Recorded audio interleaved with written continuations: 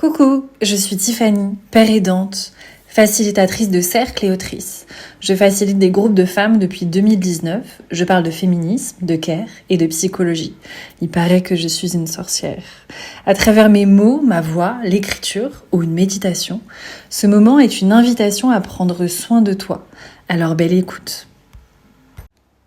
Bienvenue dans cet espace d'autothérapie et aujourd'hui j'avais envie de parler d'un mécanisme qui agit souvent un peu en sourdine sans parfois qu'on s'en rend vraiment compte, c'est l'auto-sabotage. C'est un peu ces moments où on veut avancer et on sait qu'il y a quelque chose qu'on a vraiment envie de faire et qui serait vraiment important et nécessaire, peut-être qu'on le fasse, mais qu'on est complètement freiné, ou alors qu'on repousse, qu'on abandonne, qu'on repousse au lendemain, etc. Il faut savoir qu'évidemment, ce n'est pas un manque de volonté et qu'on n'est pas les personnes les plus flemmards de la Terre entière. Ça, c'est sûr que non. C'est souvent une façon inconsciente de se protéger de quelque chose. Ça peut être plein d'autres choses, mais bon, grossièrement, ça peut souvent être ça. Et on a peur, finalement, de plusieurs choses, voire presque de prendre un risque. Et rester dans ce qu'on connaît, c'est plus...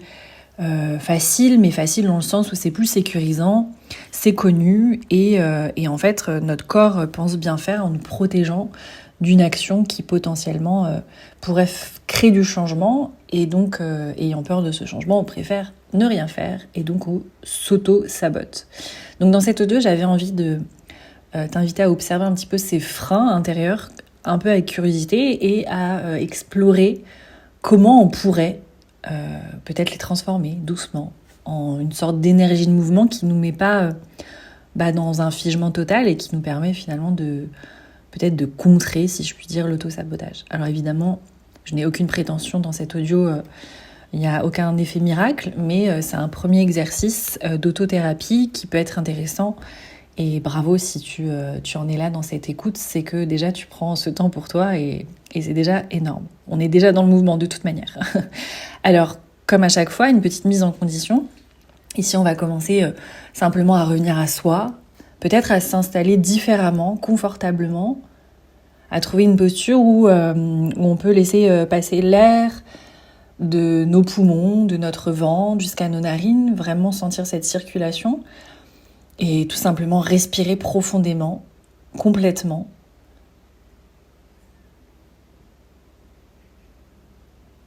Et pourquoi pas laisser justement son corps se relâcher son ventre, sa poitrine, ses épaules, et laisser sentir ce souffle qui circule, sans effort, sans forcer, mais simplement en créant de l'espace.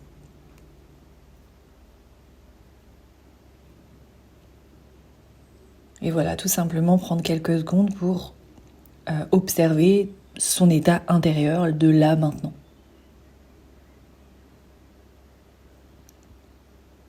Et maintenant que cette mise en condition a pu être faite, qu'on a peut-être un peu plus de conscience envers soi-même et ses sensations, je te propose de te poser intérieurement cette question, est-ce qu'il y a quelque chose en ce moment, un objectif, un projet, une envie, que tu repousses sans trop savoir pourquoi, mais tu sens que tu repousses. Tu peux faire pause si tu veux à cet audio, si tu as besoin de plus de temps, et note-le. Note ce qui te vient à l'esprit, qu'est-ce qui te vient quand je te demande s'il y a quelque chose, un objectif, un projet, une envie que tu repousses en ce moment.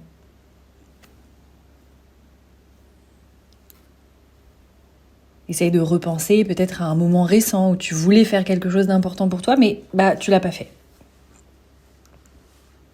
Et peut-être que tu t'es vu reporter, éviter ou trouver plein d'excuses ou même simplement laisser tomber.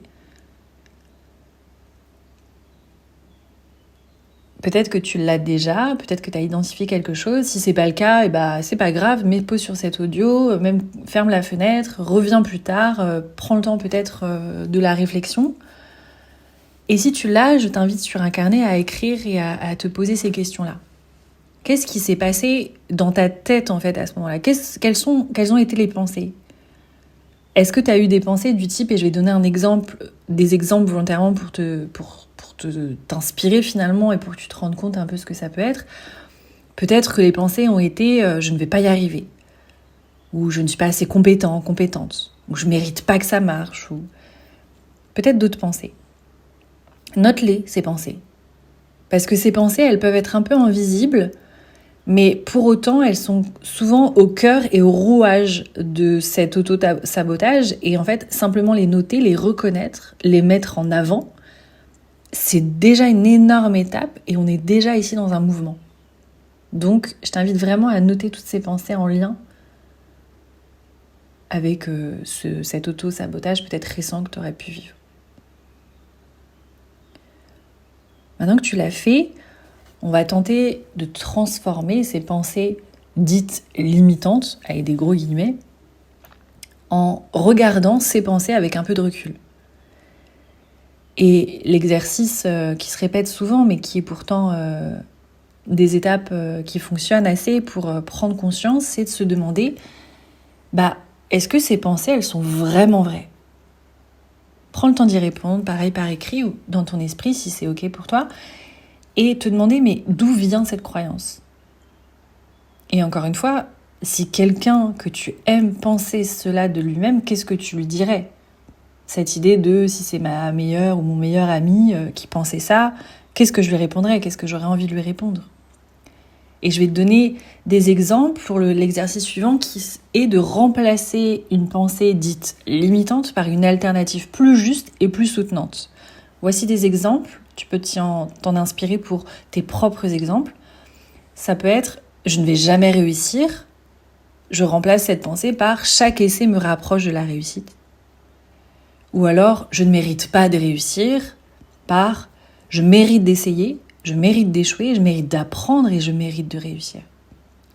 Ou encore, je suis nulle, remplacé par je suis en train d'apprendre à mon rythme. Donc, l'idée ici, c'est de choisir une pensée auto-saboteuse et de la transformer. Déjà même juste une. Et peut-être pour l'ancrer davantage, tu peux la dire à voix haute ou la répéter dans ta tête, un peu comme la laisser exister, un peu comme finalement t'imprégner de cette nouvelle pensée. Encore une fois, tu peux mettre pause sur cet audio si tu as besoin de plus de temps dans l'écriture ou dans la réflexion. Pour clôturer et intégrer cet exercice, sache que déjà c'est un travail qui demande beaucoup de courage. Et si tu en es là déjà à ce moment de l'audio, c'est que tu es déjà en mouvement et tu es déjà dans ce courage que tu es déjà en train de faire. Donc bravo pour ça. Faut se dire que l'auto-sabotage, c'est vraiment pas notre ennemi. C'est un peu une vieille stratégie de protection de notre corps. Et elle est là aujourd'hui, certainement pour plein de raisons très utiles, mais qu'on peut aussi, avec beaucoup de douceur, avec des premières prises de conscience, proposer finalement à cet auto-sabotage une autre chose, une autre alternative, pour qu'en fait, on ne soit pas malheureuse finalement. Ce serait peut-être ça l'objectif final. Alors, la prochaine fois que tu sens finalement un blocage, peut-être que tu peux te dire, je vais revenir sur cet audio, je vais prendre une pause, je vais observer la pensée qui m'arrête et je vais choisir peut-être de la reformuler, rien qu'un peu. Et chaque fois que tu le fais, tu reprends du pouvoir sur tes choix. Donc, bravo pour cet exercice d'autothérapie et reviens à cet audio aussi souvent que tu en as envie. Et surtout, oublie pas, tu es déjà en train d'avancer là. Donc, bravo et n'en doute pas. Bravo d'avoir pris ce temps. J'espère que cette écoute t'a fait du bien. Si tu veux aller plus loin, sache que je propose des accompagnements en paire et danse. Tu trouveras toutes les infos dans la description. Si tu as aimé, pense à mettre un pouce vers le haut, à partager cet audio avec quelqu'un qui en aurait besoin, à t'abonner pour recevoir une notification des prochains épisodes et à laisser un commentaire pour me dire comment tu l'as vécu. Prends soin de toi et des autres, à très bientôt.